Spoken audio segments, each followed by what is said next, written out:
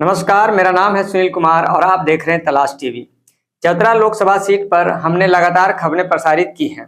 Chatra Lok Sabha seat में दरअसल गिरिराज सिंह का आना जो है वो लगातार चतरा लोकसभा सीट को सुर्खियों में रख रहा है।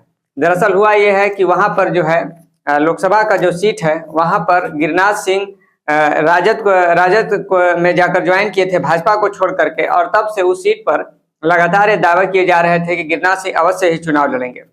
अभी हाल ही की बात है, कल परसों की बात है, गिरिराज सिंह ने जो है अपना ताल ठोक दिया है और उन्होंने साफ तौर पर कह दिया है कि राजद से चूंकि उनको नहीं मिला है तो वो निर्दलीय ही चुनाव लड़ेंगे। तो ऐसी परिस्थिति में चतरा लोकसभा सीट पर बिल्कुल ही एक नए तरह का खेल शुरू हो गया है। वहां पर द्विपक्षीय मामला न होकर अब वहां त्रिकोणीय मामला होगा। इस पूरे मामले को हम लोग इस वीडियो में समझने का प्रयास करेंगे। देखिए, चतरा लोकसभा सीट पे सबसे पहले जो है बीजेपी ने इनको अपना प्रत्याशी घोषित किया था। बीजेपी के प्रत्याशी हैं और ये है कालीचरण सिंह। इन्हीं पर विश्वास जताते हुए बीजेपी ने इनको चतरा लोकसभा सीट पर अपना प्रत्याशी घोषित किया। ये लगातार चुनावी मैदान में भी रहे हैं, लगातार जो है अपना कैंपेनिंग करते रहे हैं और जनता के बीच जाते रहे हैं।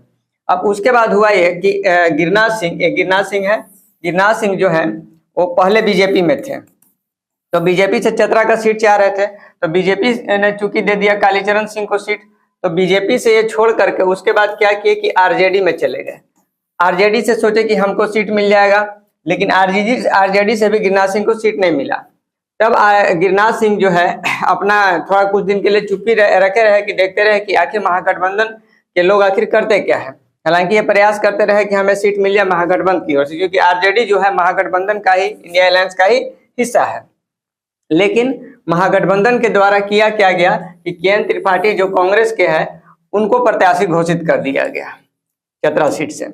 तो बीजेपी से हो गए कालीचरण सिंह और महागठबंधन से कहिए या कांग्रेस से कह दीजिए आपको के.एन. त्रिपाठी हो गए। के.एन. त्रिपाठी जो है वो आपको डाल्टनगंज क्षेत्र के रहने वाले हैं। और गिरिराज सिंह जो है, अब गिरिराज सिंह के साथ मुश्किल ये हो गया कि ना तो अब बीजेपी से तो हट ही गए थे और कांग्रेस यानी महागठबंधन से इसको मिला नहीं। आरजेडी भी है, आरजेडी जो है महागठबंधन का हिस्सा है। तो गिरिराज सिंह को चूंकि लगातार 10 वर्षों तक, जब गिरिराज सिंह को यहाँ गढ़वा क्षेत्र में विधानसभा का चुनाव वो लड़ना छोड़ चुके और जाकर के चतरा में ही लगातार अपना जनता से मिलना, उनकी समस्याओं से रूबरू होना या लगातार क्षेत्र में भ्रमण करना वो करते रहे हैं, तो अब उनके सामने ये करो या मरो की स्थिति आ गई कि भैया हमको चुनाव तो लड़ना ही हर हाल में, तो किसी हाल में लड़ेंगे ही। तो आरजेडी जो है जब उनको नहीं दी, तो अब गिरिराज सिंह अब क्या करें, तो लास्ट में उन्होंने बुद्धिजीवियों के साथ, अपने लोगों के साथ बैठक करके विचार विमर्श करके आखिरकार उन्होंने घोषित कर दिया कि भाई मैं चतरा सीट से चुनाव लड़ूंगा और निर्दलीय लड़ूंगा। आरजेडी में फिलहाल ये भी हैं, लेकिन चुनाव जो है वो निर्दलीय ही लड़ेंगे, ऐसी बात की इन्होंने घोषणा कर दी। अब मामला जो है वहां पर त्रिकोणीय हो चला है। आपका जो है बीजेपी से हो गए आपको कालीचरण सिंह, कांग्रेस से हो गए आपको के.एन. त्रिपाठी, और उसके बाद निर्दलीय के रूप में लड़ेंगे गिरिराज सिंह। अब इन सब के बीच मामला ये होगा कि जब अगर नामांकन कर देंगे तो अब देखिए आरजेडी क्या करती है। नियम तो यही कहता है कि जब महागठबंधन का हिस्सा है तो भाई गिरिराज सिंह को चुनाव नहीं लड़ना चाहिए था, लेकिन गिरिराज सिंह चूंकि चुनाव लड़ रहे हैं तो हो सकता है कि आरजेडी इस बात को का एक्शन ले कि भाई पार्टी को छोड़ दीजिए, उसे इस्तीफा दे दीजिए और तब चुनाव लड़िए, या फिर क्या करेगी वो तो पार्टी ही निर्णय लेगी कि वहां पर अब एक तरह से सब मिला जुला कहिए कि फ्रेंडली फाइट की स्थिति हो गई है।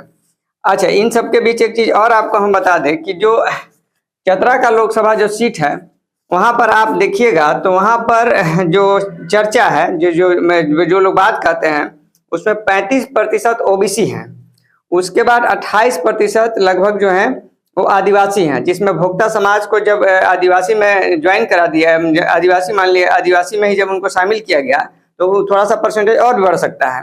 उसके बाद अनुसूचित जाति के करीब 15% है, तो मिला जुला के 78% कहिए या 80% लगभग कह दीजिए, 80% लोग जो हैं पिछड़े वर्ग से आते हैं। अब चतरा लोकसभा सीट में 80% लोग जो है वो पिछड़े वर्ग से हैं। और आप गौर कीजिएगा तो ये जो कालीचरण सिंह है ये भूमिहार हैं, उसके बाद आपको जो के.एन. त्रिपाठी हैं ये आपको ब्राह्मण हैं, और आपको गिरिराज सिंह जो है वो राजपूत हैं। तो ये भी अगड़ी जाति से आते हैं, ये भी अगड़ी जाति से आते हैं। जबकि आपको देखिएगा तो आपको चतरा लोकसभा सीट में 80% लोग पिछड़े वर्ग से, दलित वर्ग से, अनुसूचित जाति के लोग हैं। तो फिर आखिर बीजेपी के लोग या कांग्रेस के लोग यहाँ के अगड़ी जाति के लोगों को क्यों प्रमोट करते हैं, क्यों वहां लाते हैं? तो इस बात को लेकर के जब पिछले बहुत सारे चुनाव का रिजल्ट जब आप देखेंगे तो आप देखेंगे कि वहां की जनता जो है वो जनरली जो है कास्ट से उनको कोई लेना देना नहीं है। वो जनरल विकास के नाम पर या क्षेत्र में जो लोग रहते हैं उनके नाम पर वोट देने को उत्सुक रहते हैं। ऐसा माना जाता है कि चतरा लोकसभा सीट पर कास्टिज्म नहीं चल पाता है। वहां पर लोग जात पात आदि के नाम पर नहीं बल्कि विकास के नाम पर या क्षेत्र में जो लोग काम करेंगे हमारे लिए उनके नाम पर वोटिंग होता है। इसलिए वहां पर जो है अगड़ी जातियों को भी टिकट देने से जो है पार्टियां गुरेज नहीं करती हैं। यही कारण है कि कांग्रेस से केंद्र त्रिपाठी को, बीजेपी से आपको कालीचरण सिंह को टिकट मिला हुआ है। अब मिला जुला की स्थिति पलामू वाली ही हो गई है कि जिस तरह से पलामू में त्रिकोणीय मुकाबला हो गया है उसी तरह से आपको जो यहाँ जो है चतरा लोकसभा सीट पर है वहां भी त्रिकोणीय मुकाबला होने के ही आसार हो गए हैं। गिरिराज सिंह खुलकर आ गए हैं तो आप समझिए कि चुनाव लड़ेंगे ही और अब वहां त्रिकोणीय मुकाबला होना तय माना जा रहा है। तो यही एक सूचना थी आपके लिए। अगर हमारा यह न्यूज आपको पसंद आया होगा तो इसको आप लाइक कीजिए, इसको ज़्यादा से ज़्यादा शेयर कीजिए और अगर हमारे चैनल पर बिल्कुल नए हैं तो हमारे चैनल को सब्सक्राइब भी करें। बहुत बहुत धन्यवाद।